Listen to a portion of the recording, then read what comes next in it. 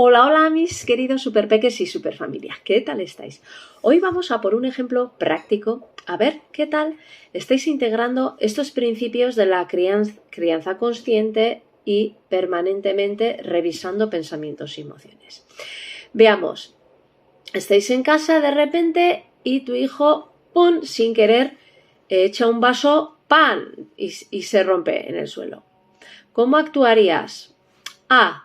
Eres un torpe, ya te dije que no lo tocaras así, estás castigado. B. Bueno, no pasa nada, deja que yo lo recoja. C. Y D. Bueno, sé que fue un accidente. ¿Lo limpiamos juntos? ¿Qué podríamos hacer para que la próxima vez no caiga el vaso? ¿Vale?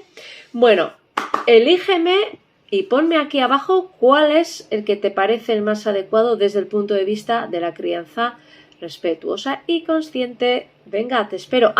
No te olvides, el 7 de octubre a las 6 de la tarde tenemos super taller gratuito online para trabajar estos poderes. Venga, te espero.